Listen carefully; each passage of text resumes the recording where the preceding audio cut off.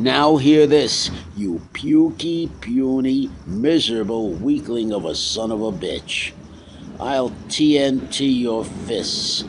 I'll dynamite your pecs. I'll give you abs like washboards. I'll tiger tinsel your lats. I'll give you forearms like tree trunks. I'll give you football biceps. I'll put iron horseshoes in your triceps. I'll basketball your delts. I'll turn your legs into huge, magnificent marble columns. I'll put fight into your heart and results into your spirit. By my system, my infallible system, there's no way you can lose. I promise you that in 15 minutes a day, for 12 weeks, I will turn you into one of my He-Men. I'm calling out to my team of He-Man right now. No longer will the bullies mock you. Will they make fun of you? Will they kick sand in your face? I promise you that I can turn you into a fighting, crisp, armor-plated fighting machine.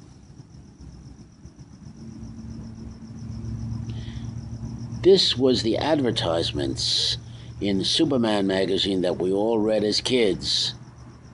And all of us, 11 years old, 12 years old, we wanted to be like the Man of Steel. And we believed every word of this.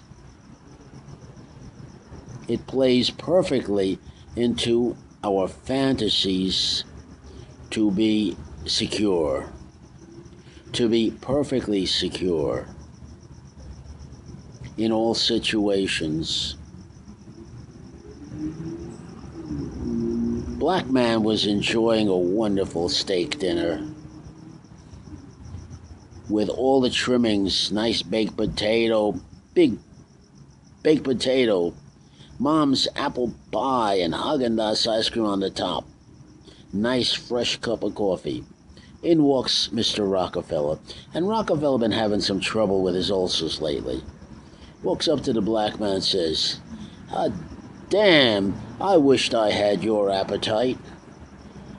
All I can eat is potatoes and sour cream, for my ulcers are killing me." Black man looks up. "Ah, damn, Mr. Rockefeller, you got everything. I has nothing. All I has is my appetite, and now you wants that too." The great stand-up comedian Dolomite was taking a piss, and he's sitting down to take the piss.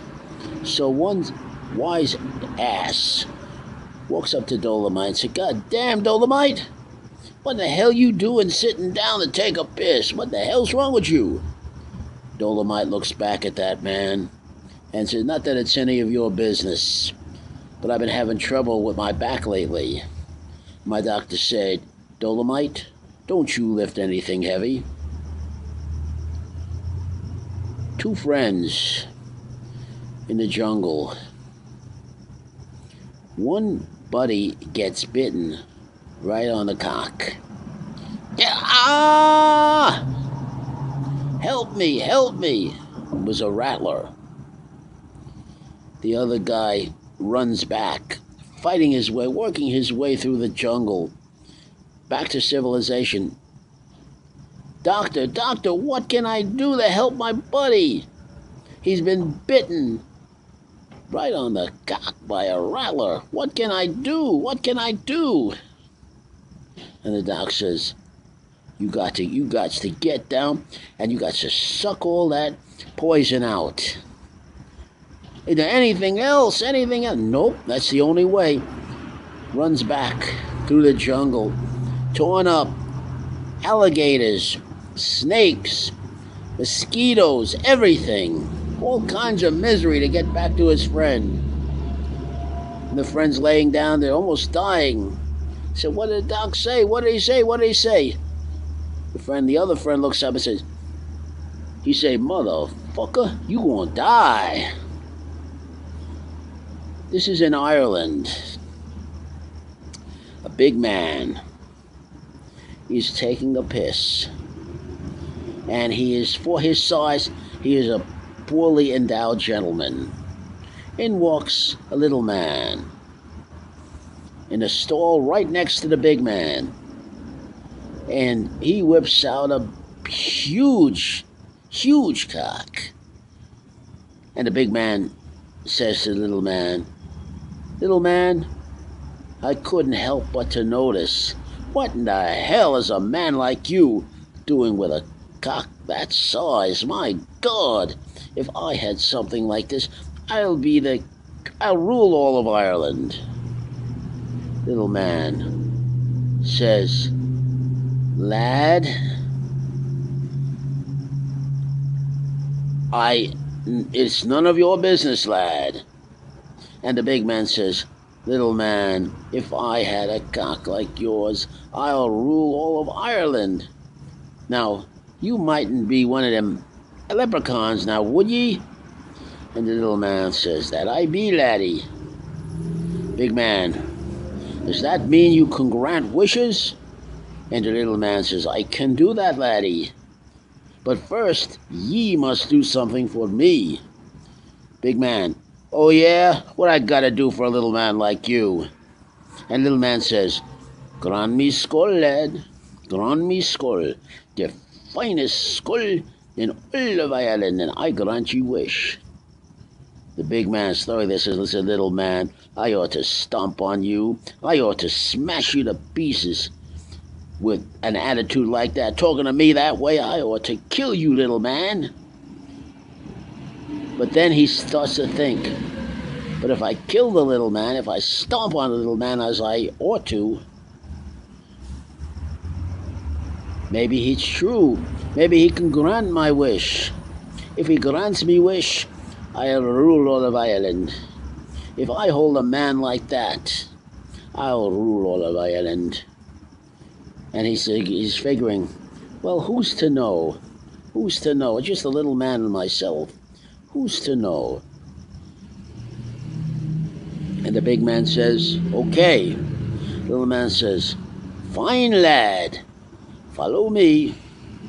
And the big man gets down on his knees, and he's blowing the little man. He's sucking that little man.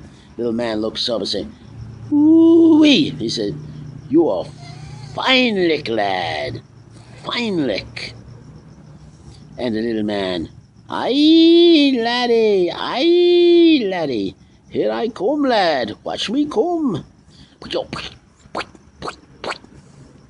And the big man, thoroughly disgusted, wipes his face, thoroughly disgusted, and then he gets up, he says, little man, after he's been thoroughly embarrassed and humiliated, he said, little man, now grant my wish. And the little man looks up at the big man and says, oh, how old are you, lad? Big man says, I'm 41. Why? The little man says, you're 41? And you still believe in me, leprechaun?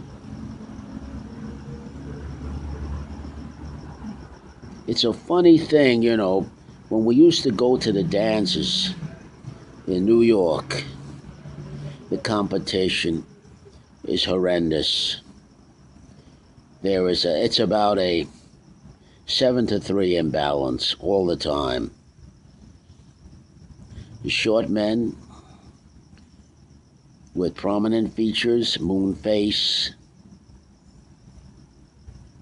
outstanding features that don't balance, no appearance, no personality, no game, do very poorly. And these are the ones who are the victim of all kinds of scams. The one that I mentioned at the beginning of my program, frankly, stand up. And they become the victim of marketing. Now, that first marketing I spoke about was the Charles Atlas marketing. Very cleverly done in Superman comics. We all read Superman in the 50s, 60s. And Atlas did all his marketing in the Superman comics. And it's easy to buy the Dream. We all bought the Dream.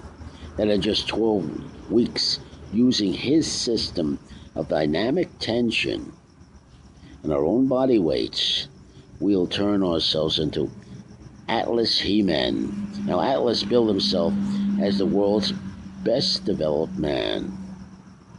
And then all the women will come to us. And that's why I did that comedy.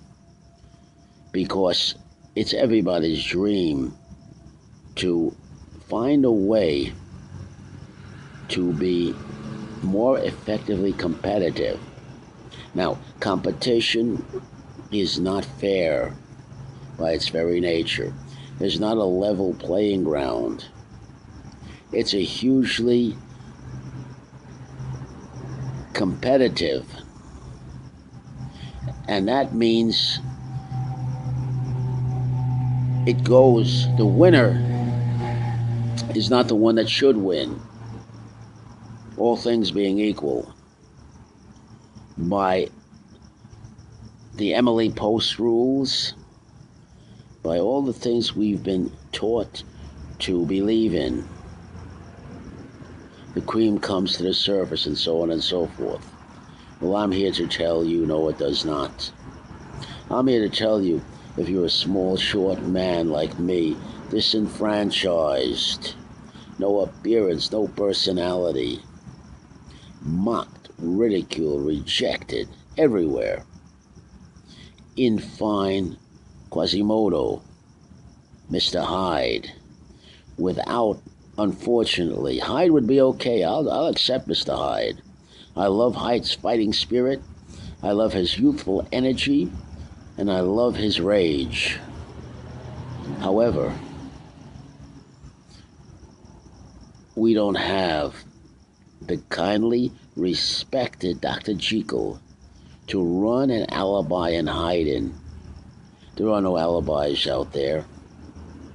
And there shouldn't be. When you fail for whatever reason, you own it, lad. It's all on you. The consequences, the intended and unintended consequences, they fall squarely on your shoulders. And that's the only way this game's played. Anything else is a lie, is bullshit. Anything else becomes what I just performed at the beginning of Frankly Stand Up, when I talked about the Atlas promise. And now we've got another guy who's walking around making all kinds of promises. The current day Charles Atlas, Tony Robbins. But I've noticed now in most of his advertisements, he is saying in fine print, he's finally coughing it up, no guarantees. Results may vary. That opens the back door. All it is a dream. You only get what you brought into the game. Well, if I only get what I brought into the game, why do I have to give Tony Robbins $605 for my fabulous Power Weekend? And the man probably doesn't even show up. You'll probably see the man on videotape. But the man's there in spirit. And you get to meet the underlings. It's like going to see, if you have a serious medical problem that you need experienced, empirical diagnosis and advice that is highly experienced. You get to talk to a resident. You see the analogy? Same thing right there. You're not going to get to talk to the man, Tony. You talk to his underlings. You talk to Tony surrogates. And life is nothing but admonishments, promises to perform, dates to keep by those who are not qualified by experience, by character, to deliver the promise, to deliver on the performance. They are, however, very good, very good salespeople. They know how to turn a phrase. They know how to work the visuals. They know how to work to our insecurities, wanting a miracle. Wanting a miracle. That was the genius of Charles Atlas, advertising the Superman comic books. Who wouldn't want to be like the Man of Steel, able to bend iron, steel bars, hardened steel bars, twist them, bend them, rip telephone books in half, jump off of 10-foot ledge on your hands and land on your hands, grab a man's jacket and rip it right off his back, come into the gym, the weight room, and lift the gym. Just lift some incredible, impressive weights and then just walk out and say to the gasping, gaping bodybuilders, "You got any questions?" And just walk out of there. That's all of our dreams, man. We want to be gods. All of us. And that's the problem with the competition. We all want to stack the odds in our favor. All of them. There's no fair. If a man thinks there's fair in competition, he's crazy. There's no fair in competition. You does what you have to do. And then you don't focus on any results. You focus on what has to be done right now and your capacity to do it. Either you could or you couldn't. If you didn't do it, you take the lesson. It was a failure, a lesson learned. And there's that 500 yards of pure shit. The negative. And the negative stinks. It's putrid. It's psychologically disgusting. Physically, the impossible dream, and you have to go through it. Particularly if you're a short, small, disenfranchised man with no appearance and no personality, you're going to have to fight your way through that to come up at the other end with lots of good, hard bark on you that you've earned out there in the crucible of hell.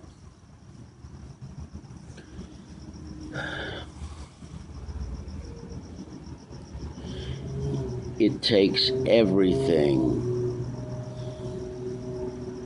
to survive out there.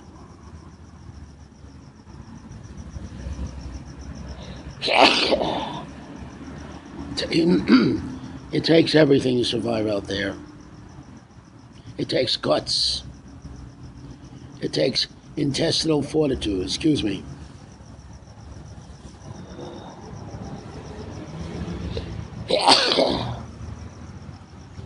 It takes a lot of street smarts. It takes courage.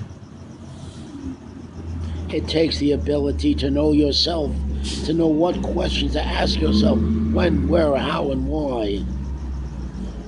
So you have to know yourself. Your strengths, excuse me, your strengths come out of your limitations. You don't know what strengths to come up with or how to act your way, as if how to bluff strength if you don't know your limitations. Ask yourself, where am I vulnerable? Where can my adversary beat my fucking brains out? And he will. And then cover it. You can reach the point where you know the pitfalls so well, you know yourself so well in performance, that you never make a mistake. What do I mean by that? Sure, you're going to make mistakes, but you know how to cover your mistakes, how to alibi credibly, how to move the topic ever so subtly away, move the focus, change the focus, make the adjustments, the adaptations to survive, and that's everything. You temporarily retreated in the battle to regroup, refocus, re-motivate. And I'm not talking about Tony Robbins motivation. I'm talking a motivation that comes out of that crawl through 500 yards of pure negative shit. I'm talking about the motivation that comes out of the hot crucible where you've been blooded and your ass has been kicked so many times you're tired of it.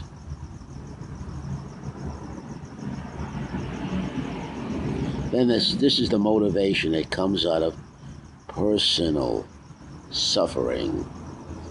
And I'm talking about milking the positive out of that suffering. And reaching a point where you can say, hell, it's just a thing. I can deal with it.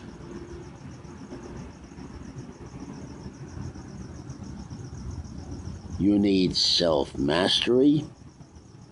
You need mastery over the situation. That means an understanding of the situation, an understanding of what you're up against, practically speaking. And you need the right tools for the situation.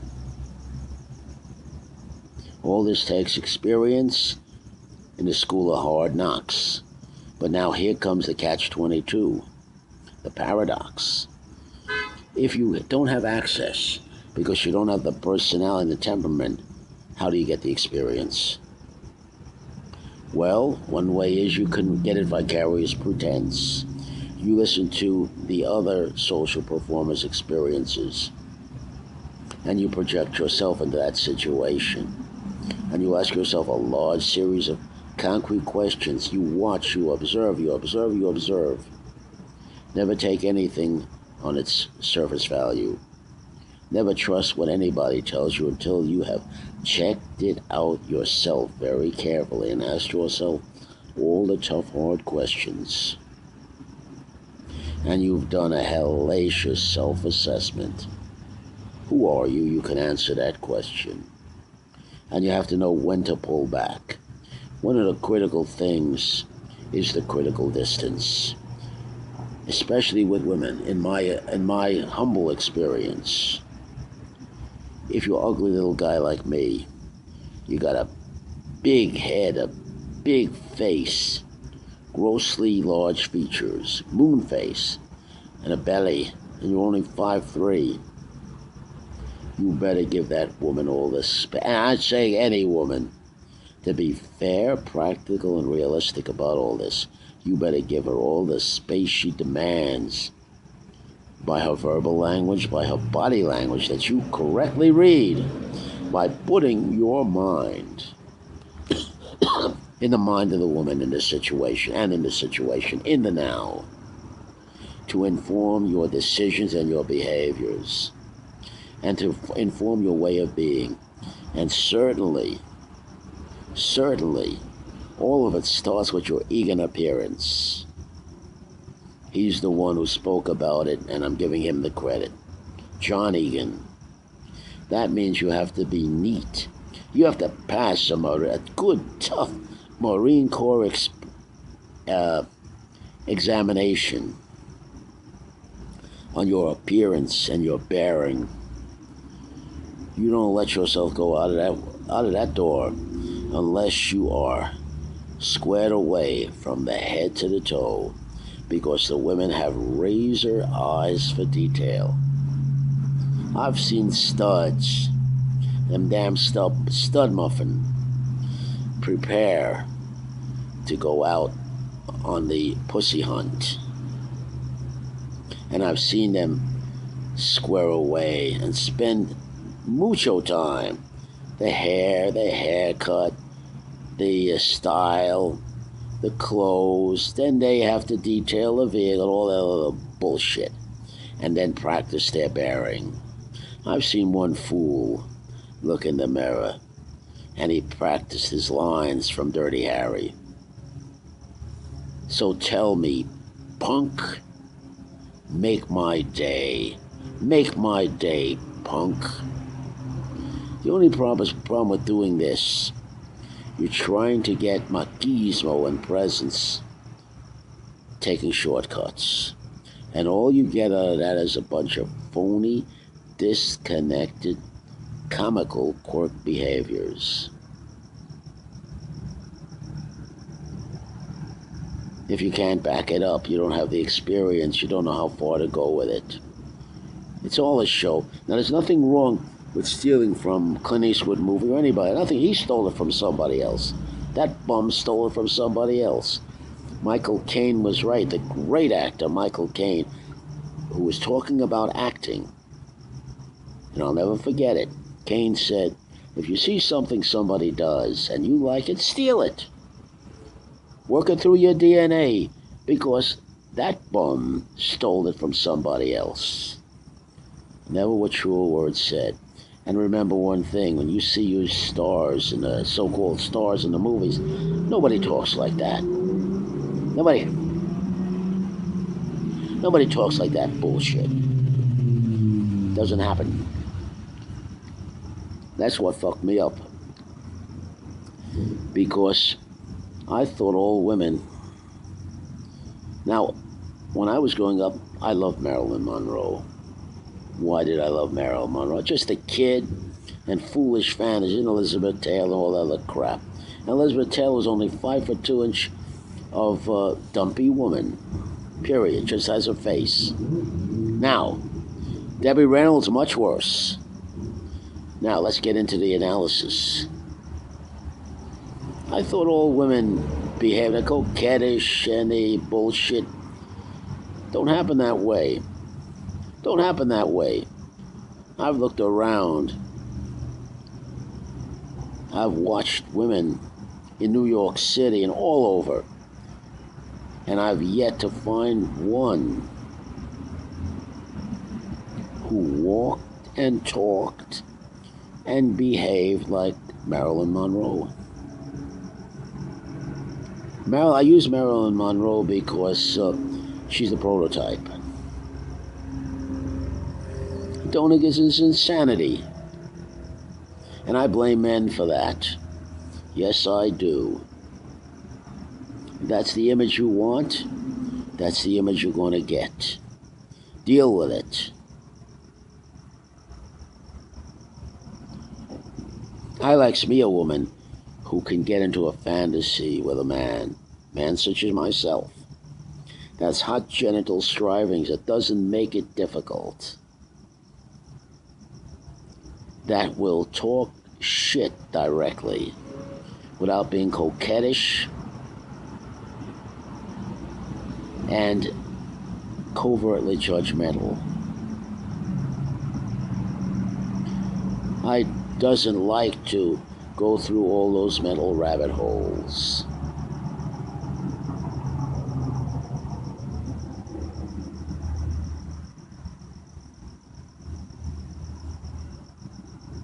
Now, in order to, but then there's a caveat to all this, and this is where I fall down. I fall flat on the balls of my ass, right thud into the concrete. Because, and here we go, it takes a certain man to bring that hot genital striving, straight shooting, out of any woman. A man like me, who looks like me, cannot do it. I have to crawl an inch my way. I have to use the Elaine Library performance. Or what is that? A short, small man, and a Quasimodo man, such as myself. You never, if you see a girl Now listen very carefully to what I'm going to say. You never, if she's with a girlfriend or she's with anybody, you never approach her directly. She may not, and I'm pausing here for effect, she may not want to be seen with you or seen standing next to a short, dumpy, ugly little guy. If he's short, he's called little. If he's little, he's insignificant, he's weak and powerless, and all the rotten connotations that come with it. Sorry, guy.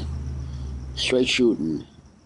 Unless you've done a lot, you've gone through 500 yards of pure shit that I've spoken about and corrected all those limitations and get to know yourself through the negative and fight off that label. Fight off that stereotype. Fight off that mockery.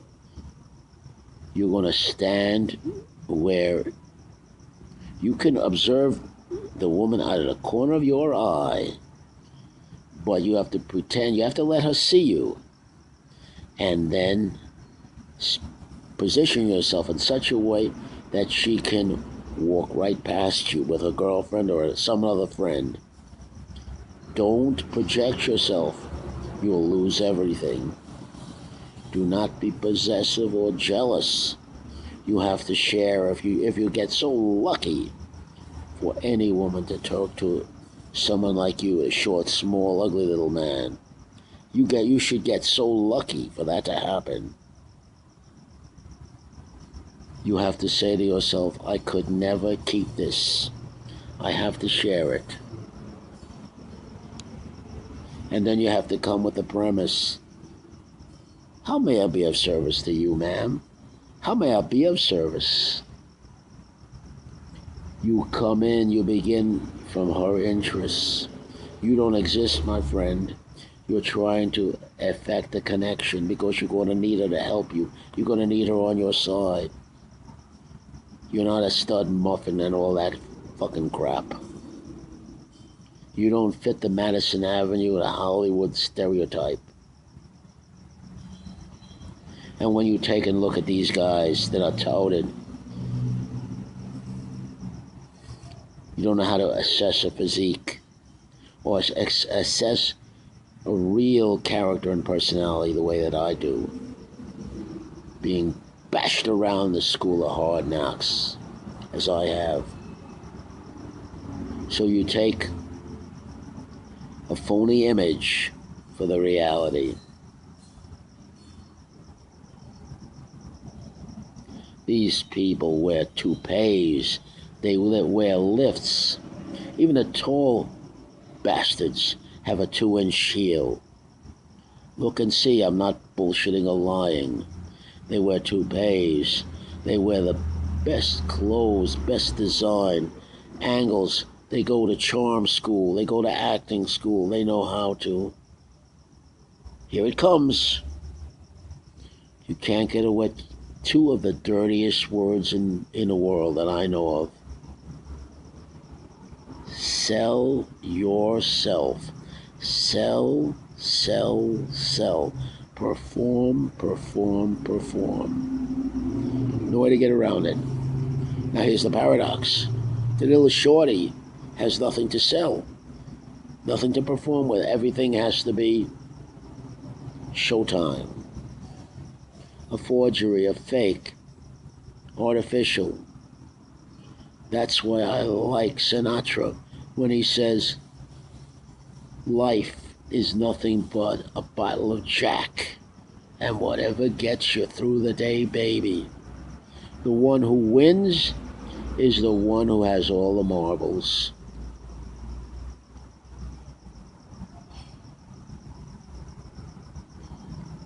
Competitive system, ruthlessly dog down free marketplace is not really free, but I have to admit, from psychological premises, it's the only system that makes sense. It's necessary, but not sufficient. Access has to be fought like a devil dog.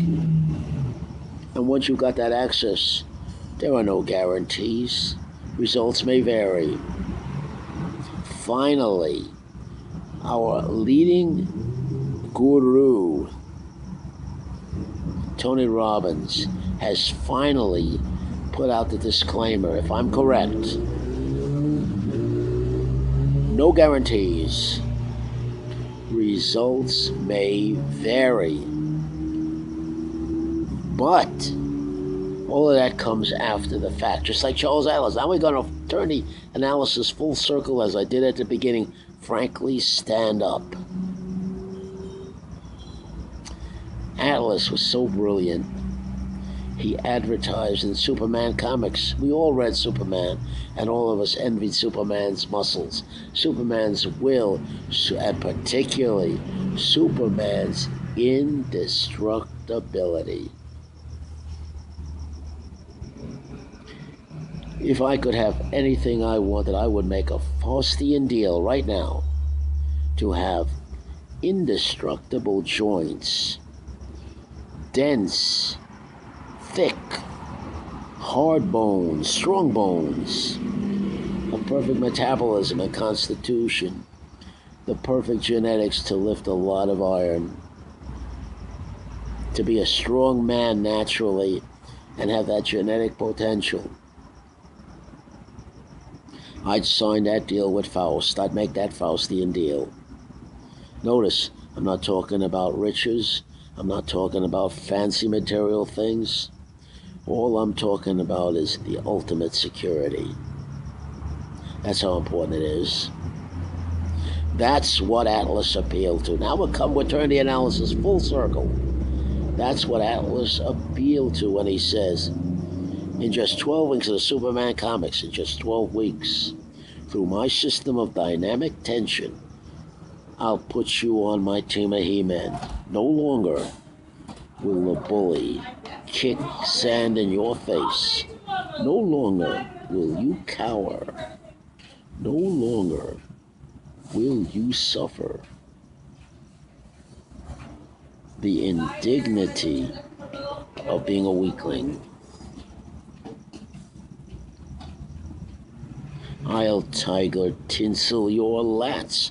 I'll put dynamite in your TNT in your fists. I'll armor plate your pecs. I'll iron horseshoe your traps.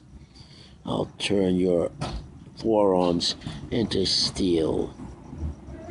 Turn your legs into huge, magnificent marble columns. I'll put the spring in your step of a tiger.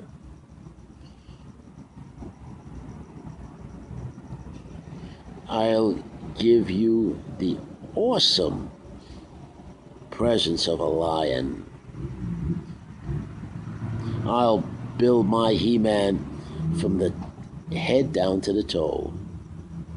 And I'll do it in 12 weeks with 15 minutes of your time.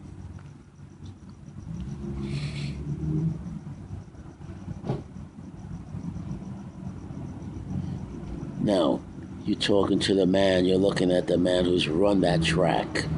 And I'm telling you, the short, small man. Let's take High Pitch Eric from the Howard Stern Show.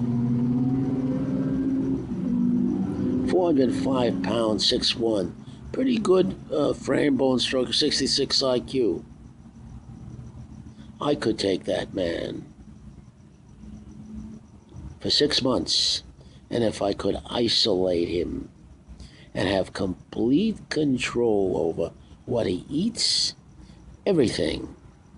You have to take him right out of the environment, the Manhattan environment, put him on an island where a well-reasoned, well-disciplined trainer has complete control over high pitch. With that 66 IQ, I control when he eats, how much he eats, and I watch him like a hawk as I'm putting him through the training. On the weekends, I put him in the box. That is in a 5x5 every weekend. In a 5x5, he stays there 48 hours at Stark. He gets a piss and shit pot. He gets his food, a little bit of rabbit food, coming under the door. This is where he gets to spend time with himself. He's sensory deprived. The week starts, the training starts all over again. And I'm talking about training like a Navy SEAL. That's what I'm talking about. Once you get the medical okay. Now, who in the hell is going to invest that much time? This is what it takes for someone in that kind of condition. 66 IQ, 6'1", he's got 75% of his hair. No, he's done himself a lot of damage with his diet, lifestyle, whatever. To reverse all this and turn him into a champion of hard muscle and discipline, even with that 66 IQ, which is considered dull.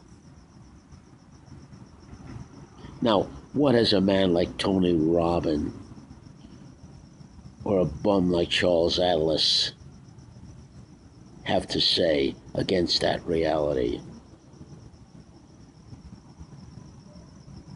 Who's going to invest the time and the money on a deal like that? And this is where people get stupid that run close. If they took a man like this and they invested that in him, you have the greatest marketing endorsement you're ever going to get, my friend. These stupid people, they don't understand that. You take a man like this, there's nothing tougher than you got a man, 405 pounds of glowering fat, deadly fat, handful of pure fat, on a one-way ticket to his own death, on a one-way ticket, and reverse it. I challenge him. I challenge Tony Robbins. Tony, put up a shut up. And the other clubs that got put up a shut up.